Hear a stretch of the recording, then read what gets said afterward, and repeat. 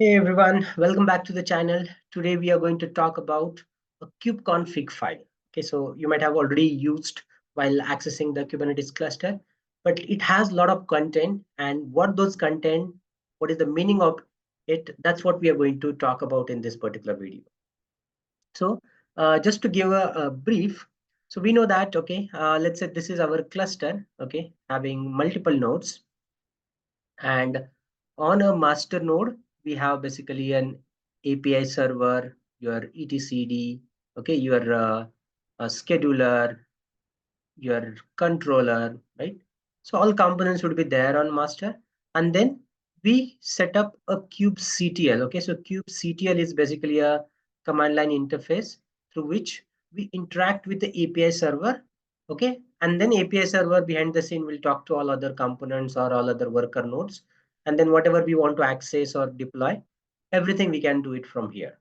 But now this kubectl, the command line utility, how it knows that, okay, I have to interact with this API server, or how the authentication happens with this, right? Or if there is any other cluster we have, let's say this is a cluster 2, if you want to access, how this same kubectl we can use to access another cluster, right? So how that switch happens. So everything about it basically is mentioned in the kubeconfig.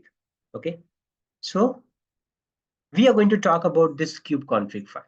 So what happens whenever first time we create a Kubernetes cluster, that this particular file will be created. Okay, and then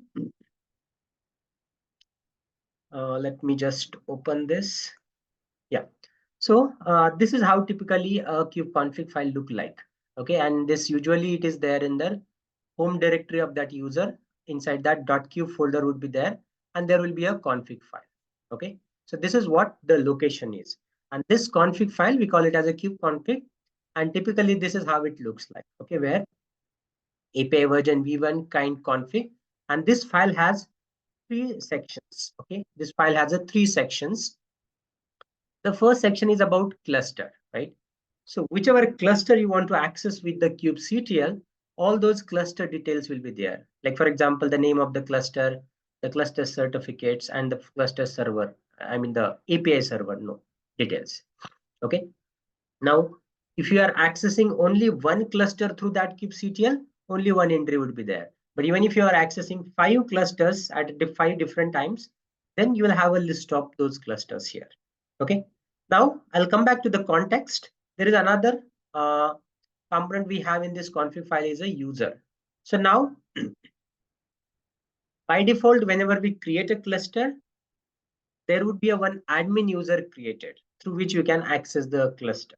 Okay, and that user details would be here. But then if you want, okay, usually when you work in an organization, we cannot just do everything with a admin user. Okay, definitely we need a different users with a different privileges. Okay, so now how to create or how to provide those privileges, that is something I'll create a separate video for RBAC, or we call it as a role-based authentication control.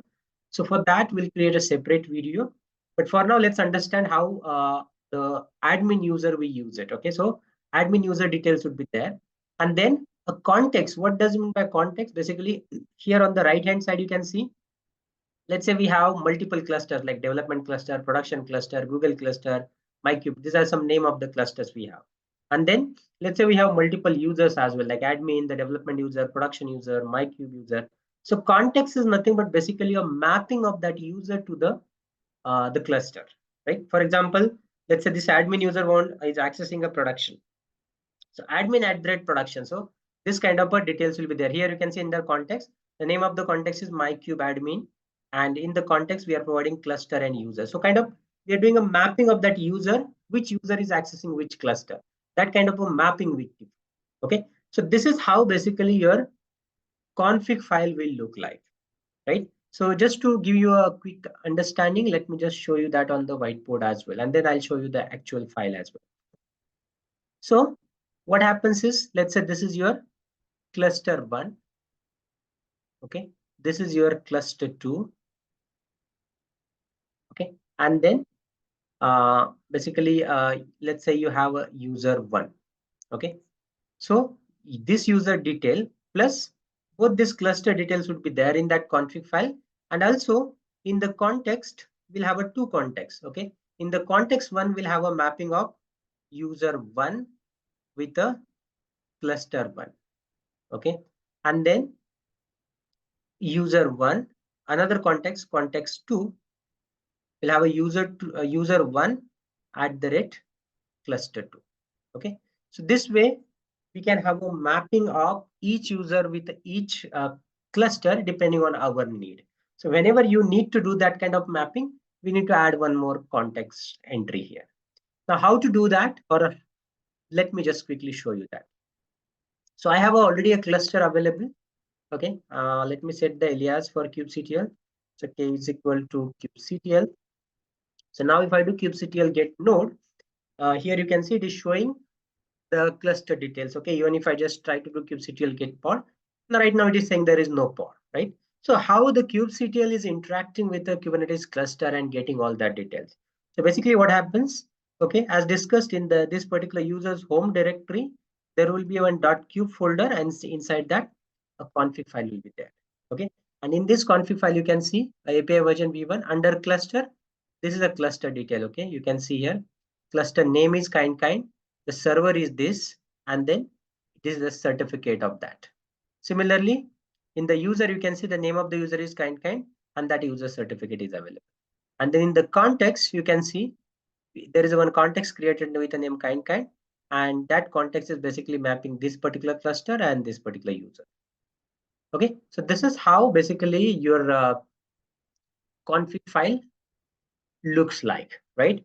Now, to get the details about that, okay, if you don't want to go inside that config file and you want to get all the details from the command line itself, so for that also Kubernetes provides all the functionality.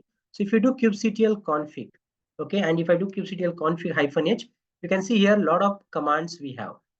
Okay, where you can get the list of clusters, get the list of contacts, the list of users, if you want to rename the context or set new cluster context or new user credentials, all that options we have available in this command, right?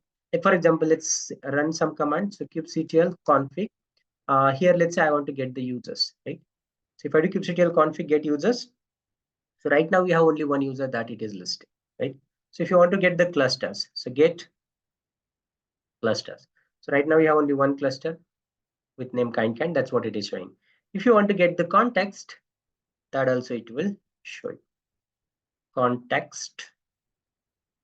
Here you can see we have one context. It is showing that details. So this way, by using a kubectl config command, you can do all these things.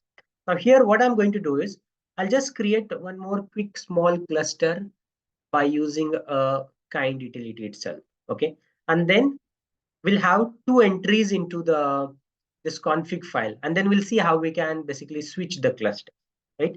So let me create another cluster. So how to create a cluster by using kind? So kind create cluster, and I'll give the name as a my cluster. Okay, and I'm not passing any configuration here. So when for a kind cluster, if you don't pass any configuration file, by default it will create a cluster with a single node. Okay, so let's see, let's create it. So it is trying to create the new cluster here. So now what we'll do is that from the same kubectl, we can access both the cluster, the one that we created earlier and the one that we are creating now. So let's see whether that's happening or not. So creating a cluster will take maybe 1 or 2 minutes here. Once that is done, we'll see how we can switch. Okay, how we can switch between multiple cluster, as well as I'll show you what all new entries got added into the config file, the kube config file that just now we have seen. Because just now what we have seen is only about the first cluster, all the details are there, right? But now this new cluster creation is done. It will also add all the details of the second cluster. Okay, so before doing anything, let me just show you that config file. So .kube config. So first of all, this was the only cluster earlier available. Now this my cluster got added here. You can see this new cluster details got added. So let me come down. Let me go to the user first. So this was the old user. Here you can see below. Let me go one. Yeah. So this from here, the second cluster user related entry got added here. And also if I go a little bit up, one more, context got added. Okay, and the context name is kind my cluster. And the current context you can see right now on this new cluster. So now if I go back and do kubectl get node, it will only show you the new cluster details. Okay, how now if you want to go back to the previous cluster, how you can do kubectl config, use context. Okay, and then you can use context name is kind. So if I do context got changed, now if I do kubectl get node, now it should show 3 nodes because now we are switched to the previous context.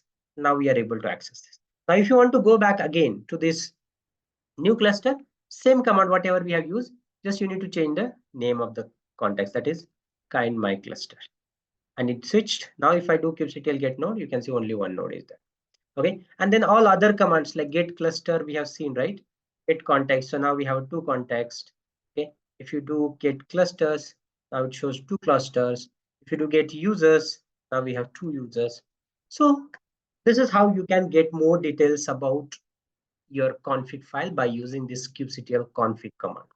Okay, so the same config file you can use to basically access multiple users, multiple clusters. For that, you just need to make sure your kubeconfig is properly updated, and you have to just switch the context whenever you want to switch your cluster. Okay, so I hope everyone understood how the kubeconfig file looks like and how it is getting used. So that's it for this video. If you like the video, please subscribe the channel, please share it to your circle, and if you have any queries, please put it in the comment box. Okay, I'll share all these example in the description. So that's it for this video. Thanks everyone.